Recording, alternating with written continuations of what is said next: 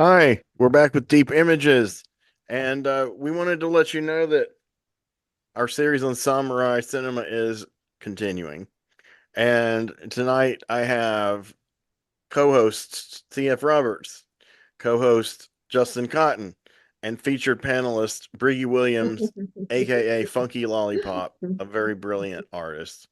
And I want to give everybody uh, a little presentation on a film that it's a bit more modern than the others that we've covered on this series so far. Now Bill Mulligan did cover The Twilight Samurai, which I believe is the early 2000s, like 2001 or 2.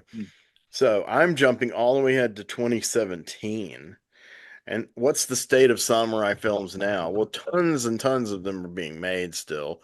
Um, but this was made by a guy who did a few you could call warm-ups for this. He did a remake of 13 Assassins, and it became a pretty big hit. Not, I mean, the original was by our generation. By the time it rolled around, it was forgotten. He also did a remake of Harakiri, which was an okay movie, but it really needless because Bill covered Harikiri in an episode of this series, and really, yeah, there's no need for remake. But good Yeah. try. So this guy is someone who has done movies in every genre and on every format. He began in video in the late 80s, television in the 90s, began doing television films, then graduated to regular feature films, and finally he had a feature film that broke called Audition. So this cat, you've probably guessed his name, right? One of you guys has guessed his name. He did Audition. Hashimike. Yeah, Nice. man, you get the prize, buddy. You get a bonus this week. You two get a fine for not knowing who he is. I'm The kidding. chocolate fish. Takashi Miike, who is arguably the most important Japanese genre filmmaker of the last 30 years. Or 35, well, 30 for sure. So after Audition, though, he kept cranking out films. Some of them were tight, well shot films like Audition. Some of them were shot on video, just nasty, crazy things, but always with experimental ideas and weird vibes. He remade the Korean film The Quiet Family as Happiness at a Katakura Kuris, which is, a musical zombie film. Um, he did a ton of films, and his profile began to raise, a bit. And by the 2017s, he was just movie after movie, and a lot of them were well received. Overall, his craft was really growing. Um, this film in 2017 that of his that I want to talk about, it's called The Blade of the Immortal, and The Blade of the Immortal is his 100th film, feature film. Man. Cat's prolific. In 35 years, he's made 100 films. So, but I bet if Fassbender was alive, he would be blowing him away. um, so it is based on you guessed it, a manga series by a guy named Hiroaki Samura. And the movie itself it got a pretty wide release in outside of Japan. It played in Charlotte for 1 week, but I was too late to catch it. But unfortunately, though, unlike some movies like that get a lot of hype, it didn't have any staying power. It didn't make the money on its kind of journey through the four wall uh, whatever. Basically, you have a story where you have a cat. His name's Manji. We won't even get into all the different definitions of the word Manji because that's really complicated. I really don't know why the manga artist named him that, but I guess it's some kind of almost occult kind of thing. Uh, but anyway, just Manji, and Manji is a samurai, And as the movie begins, he is protecting his little sister Machi, who is gone insane from trauma that's happened to their family from violence brought onto them by other people, and they're on the run. And well, a bunch of Ronin find him, and some bounty hunters among them who know that there's a price on Manji's head because he is he's a killer, and they decide they're gonna take his head, and kill him. Well, unfortunately, they want to barter. They grab Machi, his sister, and they want to barter. And he says, drop your swords, and I'll let the girl go." So he drops his swords cautiously, and the leader of this gang slices her down with one big blow, and she's dead. And he said, "Hey, I kept my promise." And this guy is he's another sleazy, just insanely disgusting character, which Mike populates his films with. And been very cool, stylish. He's got he's bald. He's got like kind of powdery makeup to make his face look whiter, and he's got these like strange, almost Alice Cooper like black things under his eyes and around his eyes, but not even like Alice Cooper, like symmetrical.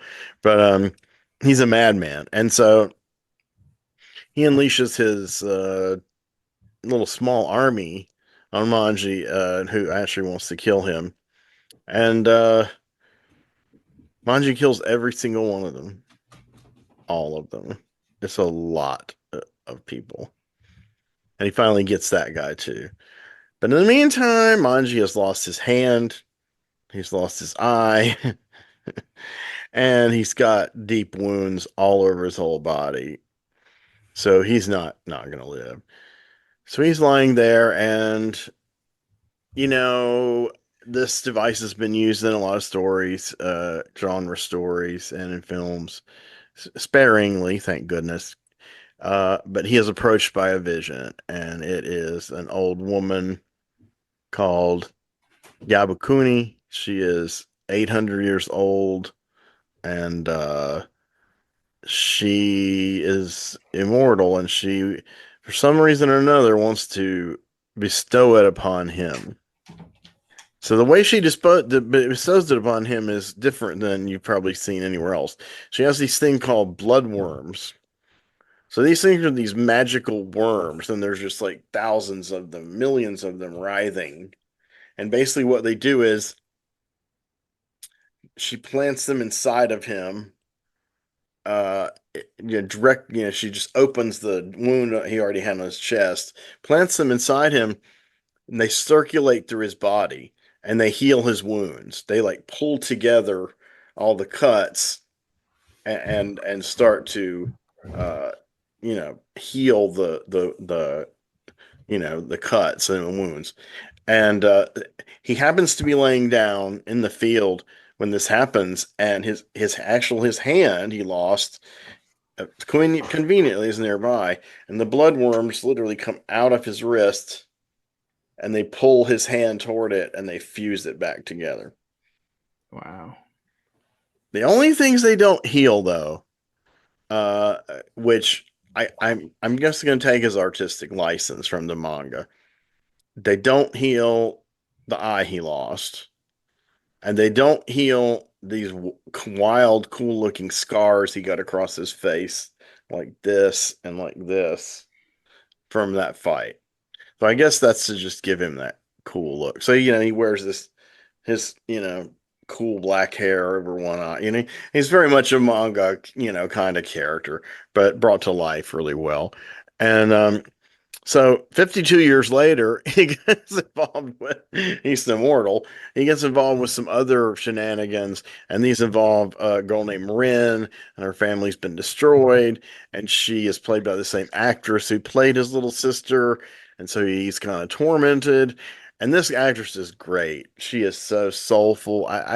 She cannot be more than 12 years old at the absolute oldest, but she seems more like 9 or 10, but she's brilliant, and she's so emotional, and she's like so good at just spitting out all these long, dramatic lines and all this like emotional tsunami. And she says, "Train me. I want to kill them all." And we've seen this before in several movies too. And he does. And I want to say the guy who plays this wonderful character, his Spongy, uh, is named Takia Kimura. And the young girl who plays Rin is Hana Sugasaki. And uh, Kimura, he has a very low voice for this character. I don't think he really talks this way, but it's so just grizzled and like world weary, and just leave me alone. And but he also dispenses little wisdom here and there, and he does show compassion for this girl, and she starts to drive him crazy and won't leave him alone. And of course, she wears him down. But he can't help it. He's got that thing that a lot of these kind of characters have where they want to protect children. And some of them particularly want to protect little girls, not get it on with them, but protect little girls. And this is in samurai films and all kinds of movies. The lone wolf and cub trope is sort of part of that. Think of the movie Logan and X-23. That's a very popular modernized take on that. So so he does. And there's an army of these crazy people called the Itu Rio who are trying to basically they want to annihilate every clan, or at least the leadership of every clan in the whole area that's you know uh basically evil Ronin, and then fuse them all together under the rule of this one cat, who has another very anime-like character. He looks very young. He's very skinny. He's very stylish. His hair's cool a certain way. He's very cocky. He's very like droll and gothy. And of course, you think he's going to be a punk, and then as soon as someone walks over to him, he just slashes them in half. He just inexplicably has this incredible amount of swordsmanship. Our guy struggles through a bunch of these guys, thugs, uh, people from different clans want him to work with him to undo the whole thing and kill this main guy. And he's like, no, I'm not going to work with you. And then he kind of ends up killing those people. And finally, I'm going to get down to this here. Um, they get to the point where they have this big epic all out battle. And uh, a whole bunch of people die, yada yada. And finally, it's kind of engaged uh, between Manji and this character Shira, and they have a fist fight near a cliff. And Manji offers Rin, the girl, the sword to deliver the killing blows because these are ultimately the people who killed her family. And she hesitates. But then she says, one of the guys says, "My descendants will come after you," and she just cuts him down. And so Manji is incredibly injured, but Ren is alive. So they're alive, so maybe healing will happen in more adventures. Now, shortly after this, there was an animated series, an genuine anime. It was distributed, well, it was in Japan, but it was also distributed by Amazon Prime Video. I think they helped co-produce it. And I watched the first couple episodes. The first episode was pretty much just like the first 20 minutes of the movie. It was pretty well done. Um, but I like the character. It's a movie that almost became a cult movie. I think will continue to maybe become one because it's Mike. It's outrageously violent, and the way he stages things, like the sounds, the clanging metal, and the It's really kind of a sensory experience. I mean, it's very sudden. You never know what's going to happen. He surrounds you with sound and images, and the camera work is very fluid. And these guys know their stunts, man. I mean, they do some incredible shit, and the special effects with the healing. It's not the best I've seen, but it's pretty cool because it's weird. These little worms are crawling in his wounds. So it's kind of sick. So this has a, supernatural element. Um, I liked it. Anybody seen this? Feel Not like me, I've no. heard of it. What'd you say, Chuck? Feel like I've heard of it. Yeah, Blade of the Immortal. Like I said, it got I mean, I don't say a wide release like 4,000 theaters, but I mean, as far as like a kind of a limited release or, art house kind of release, down low, it did get that in America. I mean, because if you play a week in Charlotte, then surely you're going to be playing Chicago, New York, blah, blah, blah. Um, but it apparent from what I read tonight, it didn't recoup much money doing that. It did get a lot of people's eyes on it, and some props for Mike, no doubt.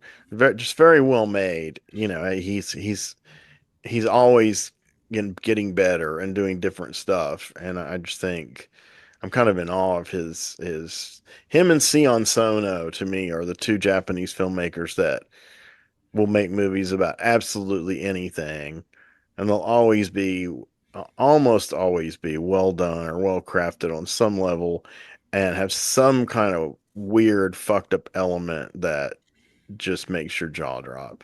So I have spoken. Where is Funky Lollipop? Okay. Well, thanks so much for watching. I hope you've got something out of our video reviews as much as we've enjoyed bringing them to you. But please remember, like, subscribe, and please do leave comments. If you've got something to say, positive, negative, or in between, please do so. And thanks so much for watching. Thank you, guys. Thank you. Hi, we're back with Deep Images, and we wanted to let you know that this will probably be the last one you see for a little while. So a great bookend. So thank you, Chuck. Alrighty, yes. Well, in a previous episode of Deep Images, you may have remembered me doing a little movie called Yojimbo. And tonight, I am going to be talking about its sequel, Sanjuro. This is back when sequels were cool, like way back. Back when sequels were cool, and this is no exception. Now, yeah, once again, Akira Kurosawa, and this was kind of came on as sort of a kind of a quickie production. I think I don't know. It's still very good. It's a very good movie, Mhm. but it came on as churned out a year later, and it's kind of unclear. Toshiro Mifune is back as the titular Sanjuro. Um, he's this is there are debates as to whether this was a sequel or a prequel, and it seems to be a little nebulous. And I personally don't care that much. I've also heard it called a parody of it. Or it could be a parody. Yeah. Funny thing about this, I mean, as much as to me anyway, I don't know I've heard other folks mention it. To me, there is a lot of humor in Yojimbo.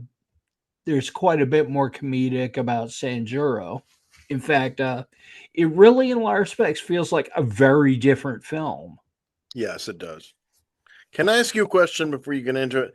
And you tell Yeah. me if this scene is in Yojimbo or Sanjuro. I think it is in Yojimbo, and I meant to mention it to you before. I mentioned it because it's very iconic, and it was iconically plagiarized by a crazy director that I love. Did you mention The Hand and the Dog? Oh no, I didn't, and I should have. No, if you the very beginning of Yojimbo, when he walks into that town, the first thing he sees, which tells you exactly what this town is going to be like, is this little dog trotting down the street with a person's hand in his mouth. and with this really, the music just turns right. And then in 1982, That's Lucio funny as Fulci hell. made New York Ripper, and one of the scenes near the Hudson Bay, when you're getting the idea that some murders afoot, this dog picks up the hand and just trots along with it. And of course, being Yeah. an Italian movie where anything could happen, Fulci follows the dog walking with the hand longer than Kurosawa does before he gets Hmm. back to, because you're going to think, is this going to, is this where the plot's going to go? But no, he just wanted to film the dog because he thought it was funny holding the hand. But he has said in interviews, I ripped that off from your show, so. Well, you know who else? It's funny that, but it's oh god, what's his name? But It's it's Ms. 45. Yeah, it's someone you've told me before. Yes. When the Yeah. dog goes in the bag, it gets the hand. Yeah.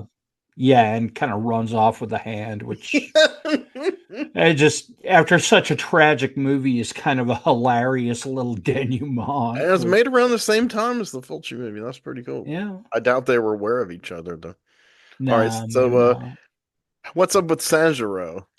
With Sanjuro, okay, so it picks up with these 9 kind of young, naive samurai meeting in this temple out in the woods somewhere, and they're all gathered and they're all talking, and it turns out they've got this predicament in their I don't know if I call it a prefecture or just village or whatever, but they're very concerned with the houses or with the primary house and the corruption in the local government and the corruption kind of creeping into the local government, and they're having a meeting about what to do about it. And so this one guy within the group of 9 samurai, 7 samurai, uh they're concerned, and one of these kids, one of the samurai are is a nephew of the Lord High Chamberlain. Okay. And he said he said, yeah, my uncle, yeah, I went to my uncle about it, and I gave him this petition that we all signed and whatnot, and I was asking him maybe to pass it around. And he just kind of gave me the brush off. He was like, "Yeah, well, I'll kind of get a look at it. You guys, you're doing good stuff. Thumbs up. Just try not to make too much noise, try not to cause too much trouble." And so we're all kind of worried about that. And he said, yeah, he may not be too reliable. Well, we went to the what's it called, the superintendent, who's I guess kind of a lower functionary in the Well, hierarchy. that's another slot in there, and I didn't mention it in my review of Samurai Rebellion, but it's another it's just yet another like layer of the bureaucracy of the shogunate. Yeah. And so it's, the chamberlain and Right. uh, the superintendent and Mhm. whoever's under the superintendent, and there and he was really enthusiastic, and he was giving us a thumbs up, and he's going to come here and meet us, and it's going to be great. And they're like, yay, and they're patting themselves on the back. We're doing a great job. We're going to flush out this corruption in the shogunate. And whereupon you hear this very loud yawn in the back, and sure enough, Sanjuro comes stumbling out of the back room. He's like, you guys are making so much noise with your bullshit. And just saying, okay, so let me get this straight. He's just like, all right, so you don't like, so you're not crazy about your uncle, the Chamberlain or whatever. And I'm going to take it he's not a good guy, and he's, maybe not that good looking. And maybe this, What does that have to do with it?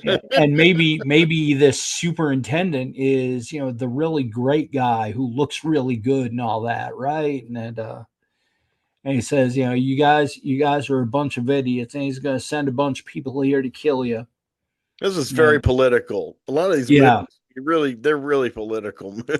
Yeah, this is highly political, and so he kind of moseys on over to the window and pulls open the little wooden slat and looks out the window and said, "Yeah, hey, guess what, guys? I'm right. Look, here comes a whole army of people to kill you." Oh, And sure enough, the superintendent has sent this mob of sword wielding soldiers to basically off these young samurai.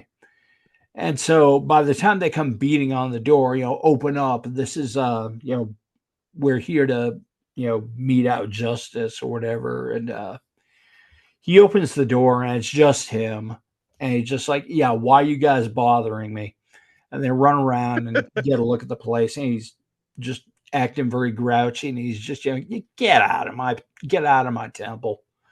And he pretty much tosses them all out. And the leader of the squad comes out, and yeah, once again, it's our boy Nakadai, oh yeah. and he is the main guy under the superintendent, and yeah, not consequently, he's the big heavy. He says, "Wow, dude, I like your attitude. You should come work for us. Yeah, if you get tired of just sleeping in the back of a temple, why don't you come? Why don't you come help us out?" And Why do they want him? I don't know, just basically Because tells them, he's a yeah, good-looking guy. No, I'm just kidding. because he's a good-looking guy, because because he's got an attitude and a sword, I guess. Okay. But he gives them the heave ho, and they all leave, and he goes out back and he says, "All right, you can come out now." And these 9 samurai, pop up out of the floorboards and are like, "Ooh, thanks, man, you saved us."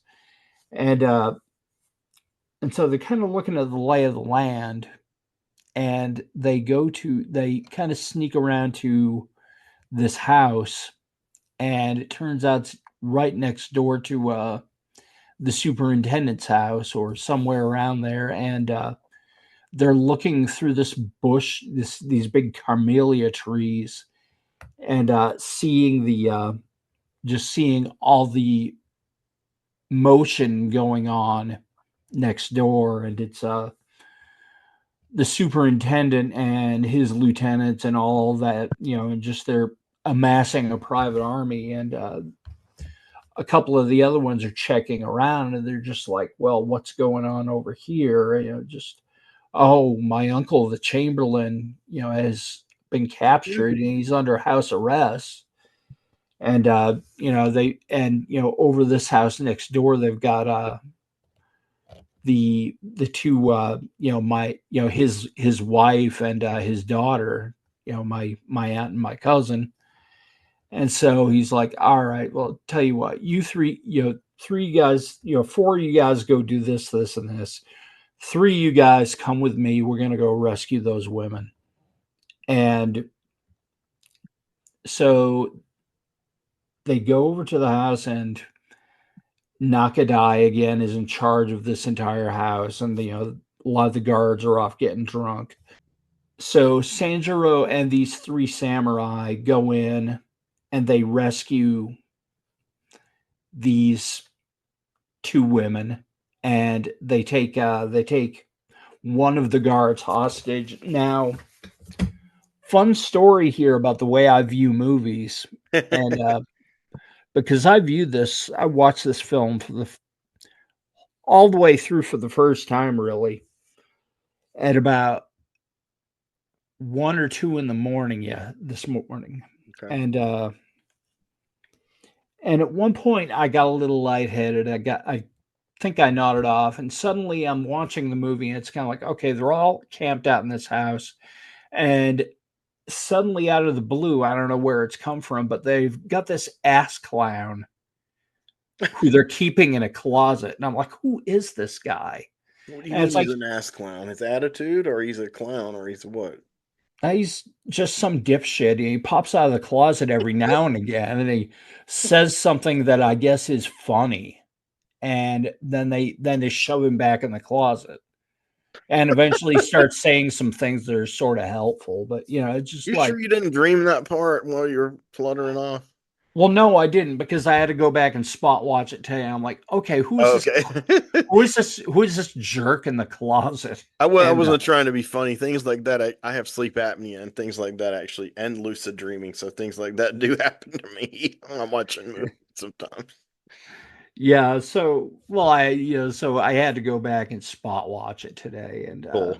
and okay, so it's a guard. It's one of the guards who they end up kidnapping and bringing back with them, and he spends the entire movie in the closet, except he seems to pop out randomly and just say something funny, and then they usually tell him to fuck off, and they throw him back in the closet. but and and toward the end he seems to kind of disappear. He's kind of like the the fool in King Lear or something, but not as Mm, helpful. But regardless, it was just his character anyway. So they bring this you know the wife of the High Chamberlain and her daughter into the house, and she becomes an important part of the film simply in the fact that she tells Sanjuro, you see, she's very opposed to him killing people, which is why they end up kidnapping that one guy instead of offing him. And so he tells your sword is better off sheathed, and he seems to be taking this with him. He's kind of like, what the hell are you talking about? But at the same time, it kind of makes him think, and he tries to respect her wishes. And so have this guy who's basically functioning as comic relief. Little thing about Sanjuro, which is another thing I didn't go into with Yojimbo, is he is literally, that's not his real name. He is literally like the man with no name. mm, And he basically, when people ask him his name, he comes up with something random. It's like in Yojimbo, he looks out the window and sees, all these mulberry bushes, and so his name is like Sanjuro. He's like, uh, my name is mulberry bushes, 30 years. that's And what they mean in yeah, English. and then he just kind of says offhandedly, just, yeah, but I'm closer to 40 now. And everyone kind of laughs at him, but just, and in the second movie he just kind of looks out the door and says, oh, Sanjuro, and he says like, and he sees all these carmelia trees, and he just says, Sanjuro, carmelia trees, 30 years, but I'm closer to 40. And so either way, he's basically throwing people some rando shit for his name, but Well, the that's, good and the bad and the ugly, Eastwood's character just accepts Tuco's nickname as Blondie and just goes by that, even though he's yeah, obviously not blonde. yeah. So funny. Yeah, so yeah, he's literally the man with no name, but Mhm. the entire thing is just kind of like this end run, because there's talk going on about how they basically got the Chamberlain, the superintendent and his private army and all these other folks have got the Chamberlain under arrest, under house arrest, and basically it comes out after a while that they're going to try to get him to commit seppuku. Mm. And so he's in pretty dire trouble all of a sudden. And so these nine young samurai, usually with being carped at and goaded by Sanjuro, are going to try to basically pull off a rescue and pull off a rebellion. They've got next to nothing, and Mm. they're not very bright. They're kind of like the Keystone Cops. They're the Keystone Samurai, and and so Sandra is basically kind of stuck in the position where he's going to have to kind of do their thinking for them. But after this and that weird thing. He goes over and he tries to ingratiate himself upon Nakadai and upon the supervisor, superintendent, and they they kind of hit it off, but you end up in a situation much like your Jimbo, where he's kind of distracting people, and unfortunately, the young samurai keep coming in and they keep blundering into a well laid plan and screwing it up. But Sanjuro is running around basically killing a lot of the house guards and trying to make up for it. But he comes upon this plan where, okay, so tell me a temple that's nearby, and they say, oh, such and such a temple, and he says, okay, well, say, you know, I was at, yeah, there's a big army gathering out there, and I was sleeping in the second floor of the guard tower, and I saw this.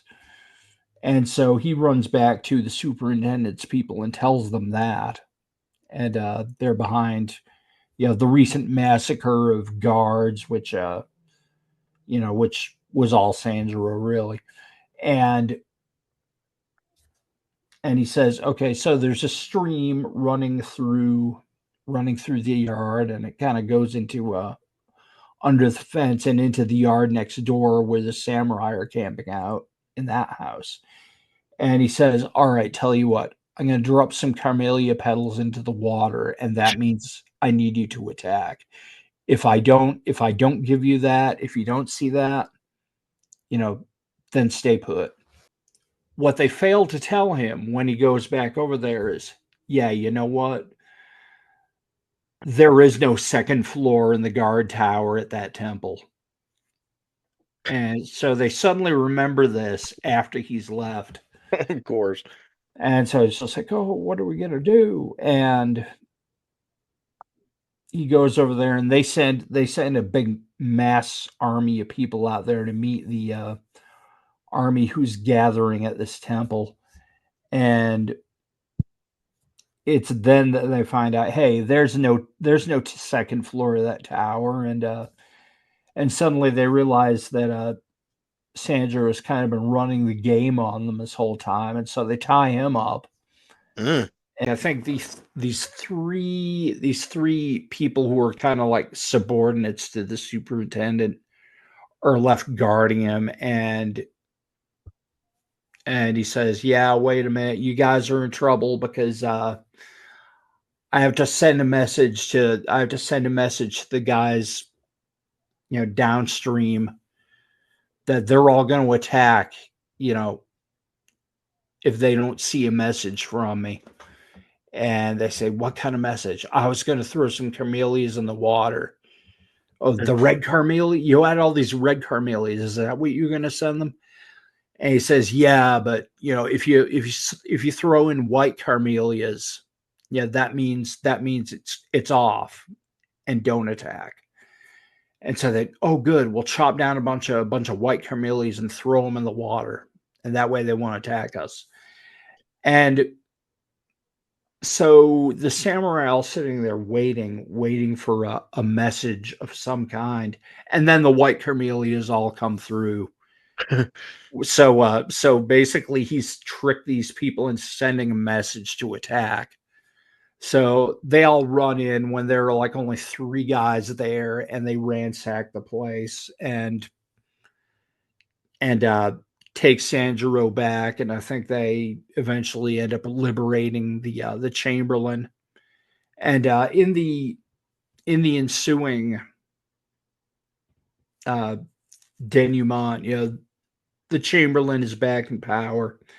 Is basically saying to the young samurai at this dinner, he does kind of a bit where he just starts talking about, telling jokes at his own expense. He's like, blah blah blah.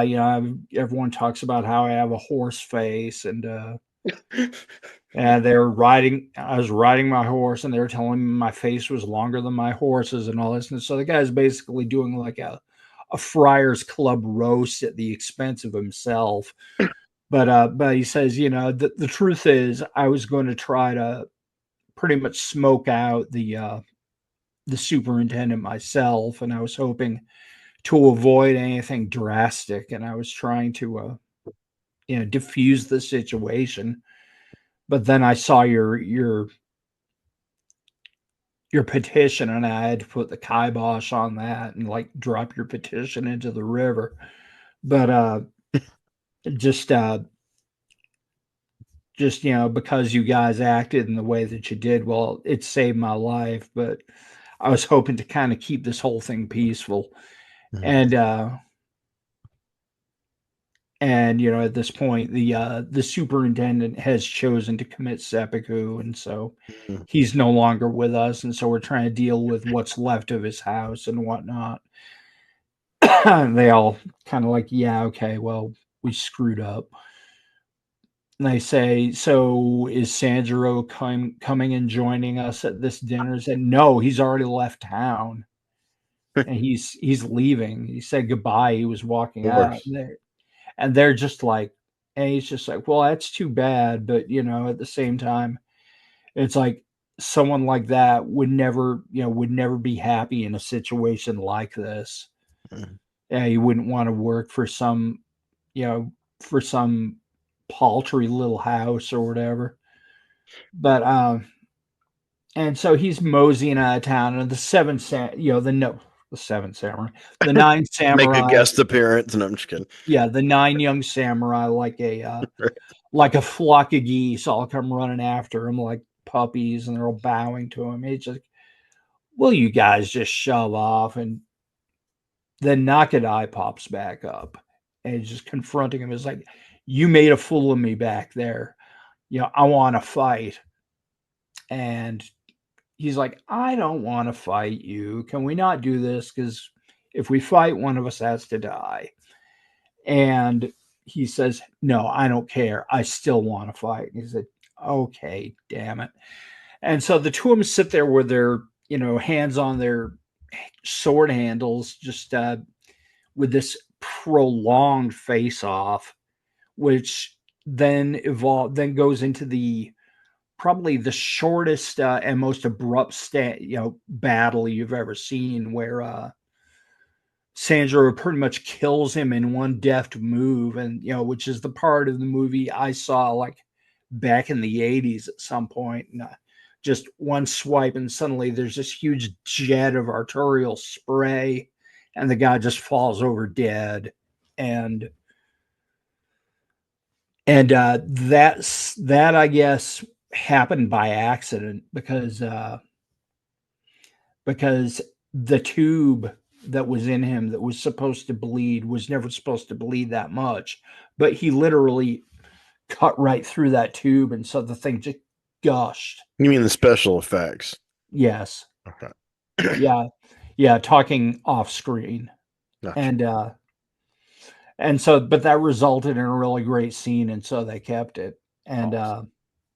and he says, yeah, see, this is what the old lady was telling me, the sword is better off just sheathed.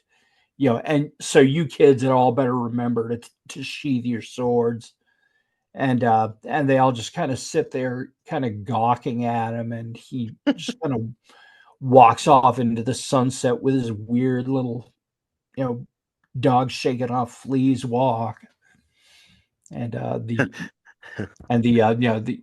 the haunting romantic Sanjuro theme, which is kind of upbeat and kind of goofy, but Yeah, it's never going to beat the Lonely Man from the Incredible Hulk closing theme. no, no, it's like, ding, ding, ding, boom. Well, So you go, yeah, yeah, we're gonna wrap. Chuck, you did a yeah. great job on Yojimbo. And Thank you, Jim. made me want to rewatch them. Oh, I I called you Jim. Samurai Films ends here, and we appreciate you watching it. Hope you enjoyed the series. Let us know what you think. And next subject is strange love stories. So I know you guys are gonna love that. So take care. Oh, by the Can't way, wait. I forgot to tell you. Well, I can't tell you as well as Brady, but Oh no, I can tell you, but not as well as you, Henry. You can tell me as well as I can tell you. So why don't you tell us? It's about liking and subscribing and ringing that bell, hitting that bell. I'm sorry. Yeah, thanks so much for that. Please subscribe because otherwise I'm gonna snort again.